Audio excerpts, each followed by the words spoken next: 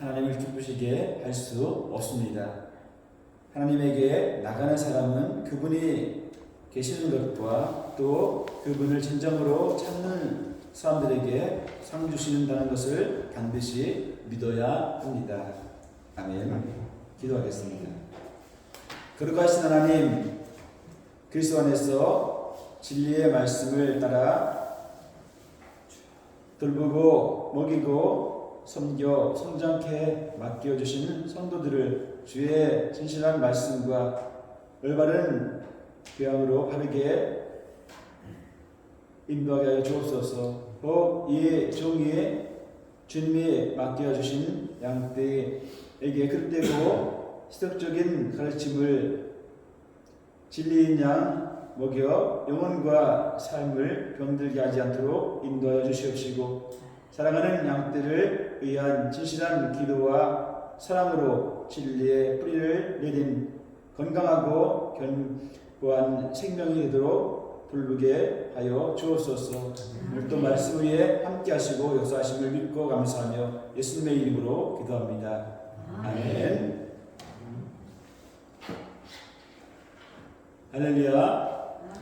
오늘도 주일 예배 참석하신 사랑하는 성도 여러분들에게 하나님의 놀라운 축복이 함께하기를 기원합니다. 아멘. 세상에 축복받기를 싫어하는 사람은 그 누구도 없습니다. 하지만 세상에서 오는 축복이 아무리 크고 좋다 할지라도 만복의 근원 되신 하나님께서 친히 베풀어 주시는 그 축복보다 더 좋은 것은 어디에도 없음을 믿습니다. 그러기에 성도는 무엇보다 하나님께로부터 오는 축복을 날마다 간절히 사모해야 합니다. 그렇다면 우리가 하나님께로부터 축복받는 비결은 무엇이 있겠습니까? 오늘 본문의 히브리서 기자는 하나님의 복 주시는 분이심을 확실히 믿는 믿음이 있어야 하나님께로부터 그 축복을 받게 된다고 말씀하고 있습니다. 이 믿음을 가지고 여러분 금년 한 해 여러분도 하나님께로부터 크고 풍성한 축복을 받아 누리는 성도가 되기를 간절히 소원합니다. 내가 하나님께로부터 크고 풍성한 축복을 받아 누리는 성도가 되기 위한 방법은 과연 그럼 무엇이겠습니까? 첫째, 뜨거운 믿음으로 축복을 받아야 합니다. 마가복음 10장 48절에 많은 사람들이 그를 끄집으며 그를 조용히 하라고 했으나 그가 더욱 큰 소리로 다윗의 후손이여 저를 불쌍히 여겨주시옵소서 외쳤습니다. 믿는 자에게는 무엇보다 먼저 열정적인 믿음이 있어야 합니다. 예수님의 공생의 당시 여리고에 소경 바디메오가 있었습니다. 그는 어느 날 길에 앉아 구걸을 하다가 예수님이 지나가신다는 소식을 듣고 자기 눈을 뜨게 해달라고 간절하게 부르짖었습니다. 그가 너무나 크게 소란하게 부르짖음에 소리침에 사람들이 꾸짖으면서 조용히 하라고 고함을 치자 그는 이에 신경 쓰지 않고 더욱 목청을 높여서 예수님을 불렀습니다. 다윗의 후손이요 나를 불쌍히 여겨 주시옵소서 크게 소리를 질렀습니다. 이 열정적인 믿음이 주님의 마음을 감동시켜서 예수님은 바디메오의 눈을 뜨게 해 주셨습니다. 그 누구의 구박을 받고도 신경 쓰지 않고 간절히 매달리는 신앙, 바로 열정적인 믿음이 있을 때에 우리는 소원을 성취할 수 있고 또한 하나님의 큰 축복을 누리게 됩니다. 또한 우리는 간절한 믿음이 있어야 합니다. 예수님의 공생의 당시에 드루 지역에 수르보니에게 여인이 있었습니다. 이 여인은 자신의 딸이 귀신이 들려서 예수님을 찾아왔습니다. 그리고 예수님에게 귀신을 쫓아달라고 간청을 합니다. 하지만 예수님은 이 이방 여인의 믿음을 시험하시기 위해서 개에 비유하시면서 여인의 간구를 무시하셨습니다. 그러나 이 여인은 개라도 주인의 상에서 떨어지는 부스러기라도 먹느니 이런 부스러기 은혜라도 주시면 감사히 받겠다고 하면서 더욱더 간절히 소원을 아뢰었습니다. 마가복음 7장 28절에 여자가 대답하여 가로되 주여 올소이다마는 상 아래 개들도 아이들의 먹던 부스러기를 먹나이다 했습니다. 예수님은 모든 것을 버린 간절한 믿음에 감동하여서 수르보니에게 여인의 간절한 소원을 이루어 주셨습니다. 남에게 무시를 당하고 자존심 상해도 간절히 외치며 간구하는 믿음, 이런 믿음이 있을 때 큰 축복을 받아 누리게 됩니다.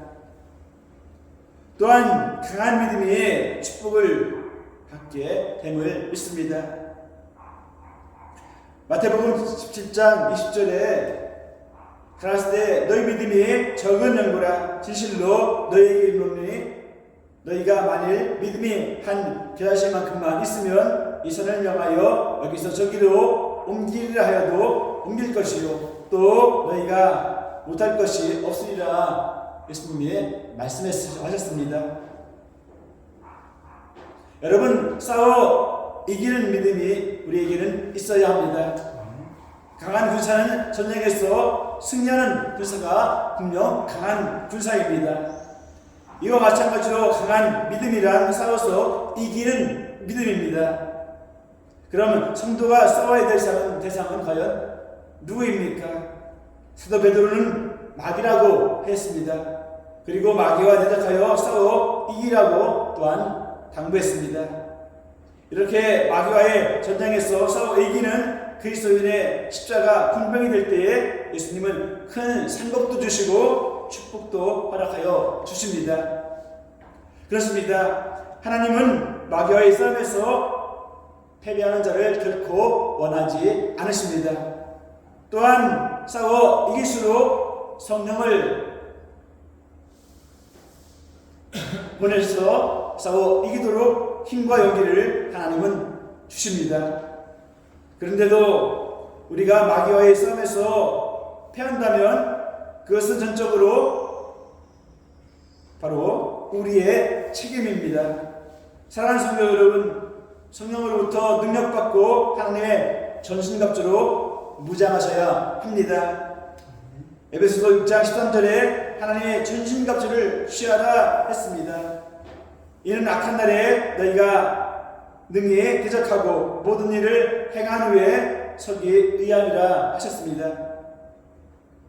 에베소서 6장 10절로 17절의 말씀처럼 우리가 마귀에게 있어서 싸움에서 이기려면 우리는 머리에 구원의 투구를 쓰고 가슴에는 의의 흉배를 붙이고 허리는 진리의 허리띠를 띠고 발에는 평안의 예비의 복음의 신발을 신고 왼손에는 믿음의 방패를 오른손에는 성령의 검을 들고 싸워야 합니다. 여러분은 성령의 전신갑주를 입어야 합니다. 그리고 마귀와 싸워야 하겠고 마귀와 싸워서 우리는 승리해야 합니다. 그러면 축복은 자연히 우리의 것이 될 줄 믿습니다. 여러분, 금년 한 해는 마귀와 싸워 이기는 그런 한 해가 되기를 주의 이름으로 축복합니다. 또한 의심치 않은 믿음을 우리는 소유해야 합니다. 강한 믿음이란 의심하지 않는 믿음이 강한 믿음입니다. 기도하고 의심치 않으면 반드시 그 기도는 응답을 받습니다. 예수님의 제자들은 그 마음 가운데 의심이 있었기 때문에 간질병 환자를 고치지 못했습니다. 마태복음 10장 14절로 20절에 어떤 사람이 예수님께 와서 무릎을 꿇고 말하였습니다. 주님, 제 아들을 불쌍히 여겨주시옵소서. 그가 간질병에 걸려서 몹시 고생하며 자주 불에 넘어지기도 하고 물에 빠지기도 합니다. 했습니다. 그래서 주님의 자녀들에게 데려왔으나 고치지 못했습니다.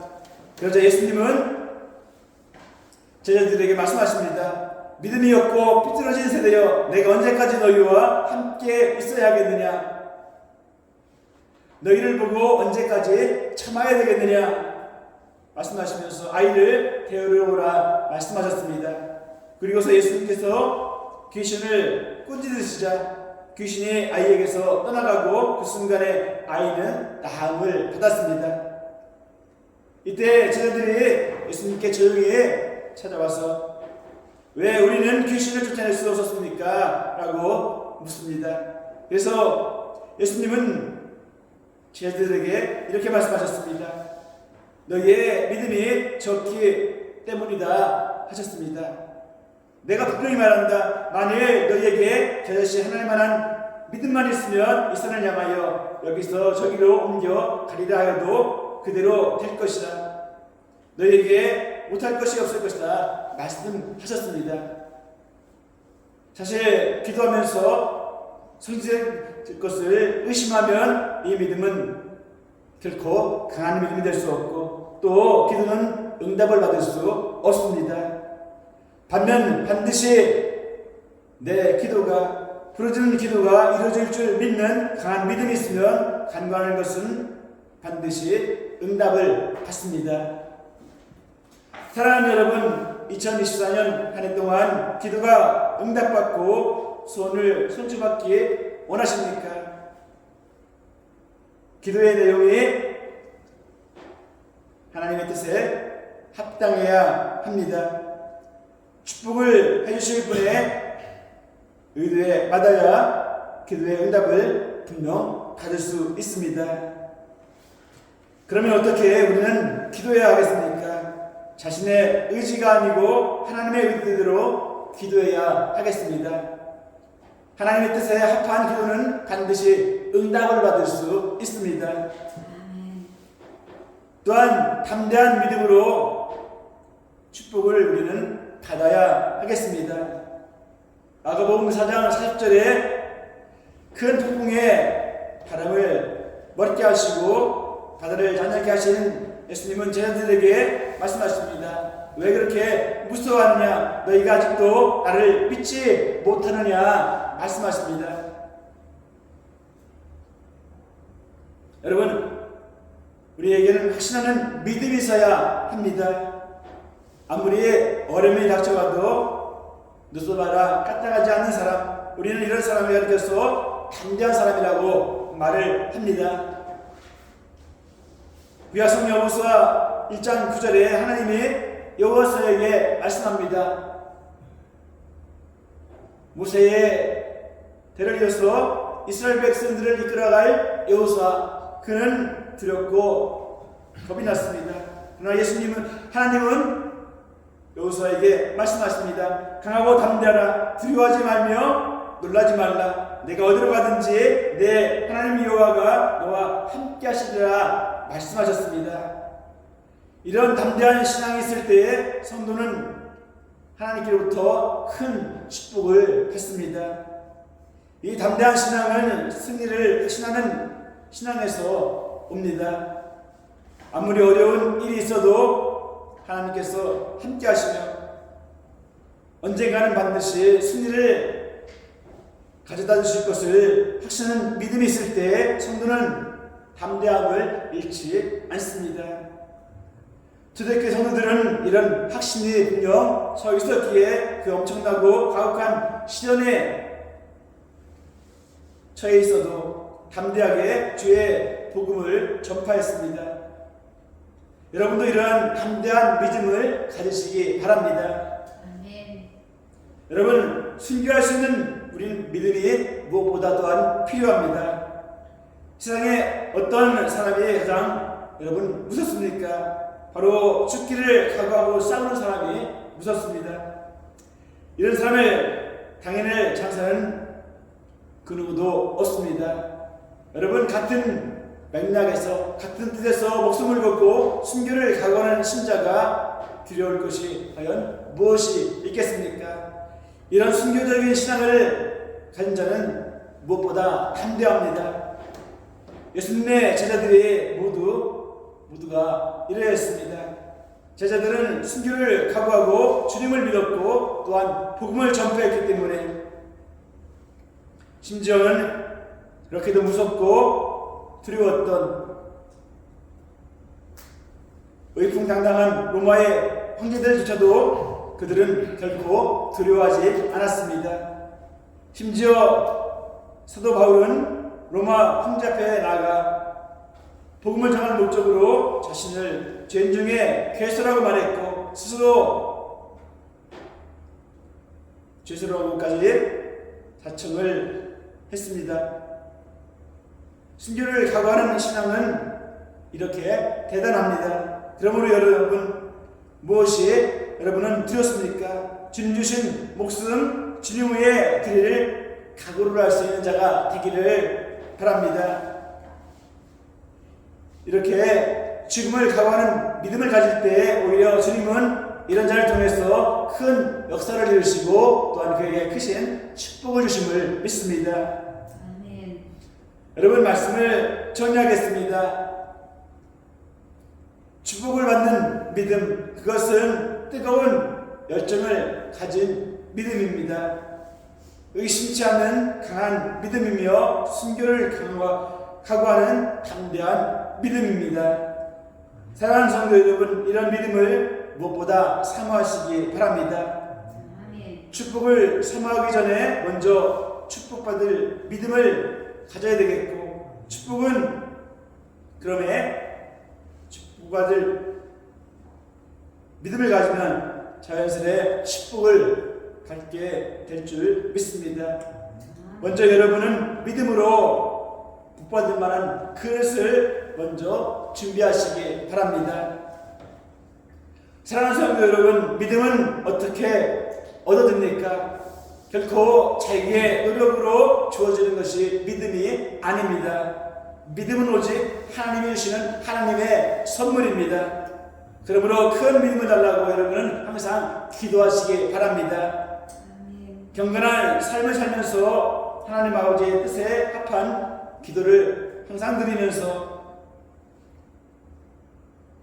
그 기도를 드리면 반드시 하나님 아버지께서 우리에게 합당한 믿음의 복을 주십니다. 그러므로 믿음의 복을 받아서 하나님을 영화롭게 하는 사랑하는 성도의 복된 삶이 되기를 주님의 이름으로 축복합니다. 기도하겠습니다.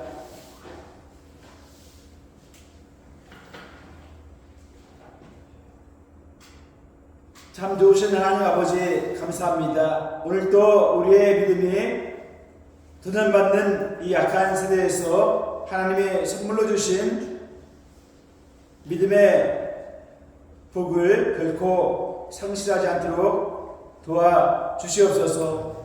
그리하여서 주님 안에서 믿음 가운데 승리하며 주님으로부터 착하고 충성된 종아 작은 일에 충성하였음에 너는 나와 함께 천국잔치에 참여하리라는 칭찬과 축복받는 저희가 되게 하여 주옵소서.